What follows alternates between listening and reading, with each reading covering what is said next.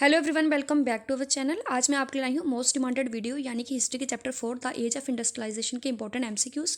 अगर आप हमारे चैनल पर नए हैं तो प्लीज़ चैनल को सब्सक्राइब करें, वीडियो पसंद आए लाइक शेयर एंड कमेंट जरूर करें। अगर ये 15 एमसीक्यूज आप कर लेते हैं तो डेफिनेटली ये आपके लिए एग्जाम में हेल्पफुल रहेंगे। तो क्वेश्चन नंबर फर्स्ट हमारा कि कलकत्ता में फर्स्ट जूट मिल जो थी वो किन्होंने एस्टेब्लिश की थी, वो की थी सेठ हुकमचंद ने। ठीक है। अब जो फुलर्स होते थे उनकी जॉब क्या होती थी, वो क्या करते थे, प्लीटिंग के थ्रू कपड़े को इकट्ठा करते थे। कौन सी कंट्री थी जिन्होंने 19th सेंचुरी में लेबर शॉर्टेज को फेस किया था, वो थी अमेरिका। जो सूरत और जो हुगली के जो पोर्ट थे वो कब डिक्लाइन हुए, वो हुए थे 17th सेंचुरी में।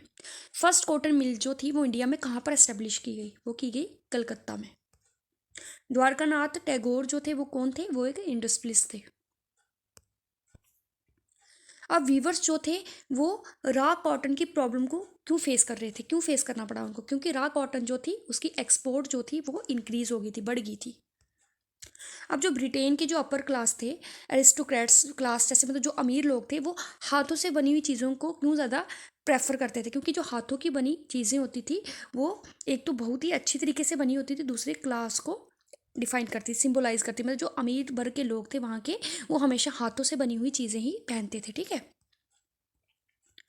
19th सेंचुरी के जो मैन्युफैक्चरर थे उन्होंने कैलेंडर्स को क्यों चूज़ किया कि वो अपनी एडवर्टाइजमेंट के लिए कैलेंडर जो होते हैं उनको क्यों चूज़ किया, क्योंकि न्यूज़पेपर और मैगजीन वही लोग पढ़ सकते थे जो कि पढ़े लिखे थे, लेकिन कैलेंडर जो थे वो लोग भी यूज़ करते थे अपने घरों में जो पढ़े लिखे नहीं होते थे। इसलिए जो मैन्युफैक्चरर थे उन्होंने एडवर्टाइजमेंट के लिए जो प्रिंट कैलेंडर थे उनको यूज़ किया था। ठीक है। कौन सी ऐसी न्यू इन्वेंशंस थी जिन्होंने वीवर्स को हेल्प की उनकी प्रोडक्टिविटी को इंक्रीज करने के लिए, और बाद में वो उन्होंने मिल सेक्टर को कम्पीट किया। ठीक है। वो क्या थी, फ्लाई शटल। फ्लाई शटल की इनोवेशन के बाद क्या हुआ था, वीवर्स जो थे उनकी प्रोडक्टिविटी भी इंक्रीज हो गई थी, अब वो मिल सेक्टर को भी कम्पीट कर पा रहे थे। ठीक है। अब गोमथास कौन होते थे, गोमथास होते थे ये ब्रिटेन के जो लोग थे, जो कंपनी थी उन्होंने अपॉइंट किए होते थे। ये पेड सर्वेंट होते थे कंपनी के, जो कि वीवर्स को सुपरवाइज करते थे, बुनकर जो थे उनको देखते थे, उनसे उनकी सप्लाई को इकट्ठा करते थे और उस सप्लाई की क्वालिटी को चेक करते थे। ये काम होता था गोमथास का। ठीक है। अब हिस्टोरियन के अकॉर्डिंग टिपिकल जो वर्कर थे मिड 19th सेंचुरी के, वो कौन थे, वो थे क्राफ्ट पर्सन और लेबर्स। ठीक है। कार्डिंग क्या था, कार्डिंग से आप क्या समझते हैं। कार्डिंग वो चीज़ थी जिसमें कॉटन और जो वूल फाइबर्स होते थे उनको स्पिनिंग के लिए प्रिपेयर किया जाता था। ठीक है। स्टेपलर और फुलर्स कौन थे, एक तो वो थे जो क्लॉथ को इकट्ठा करते थे प्लीटिंग के द्वारा, दूसरा जो वूल को चुनते थे फाइबर के अकॉर्डिंग। ठीक है। Shorts wool according to its fibre.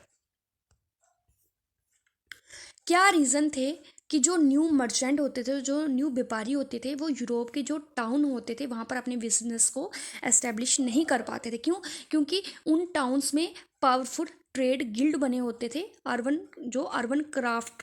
ठीक है।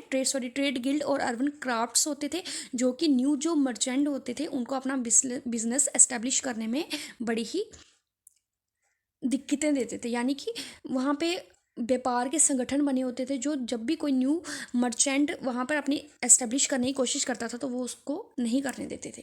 Thank you.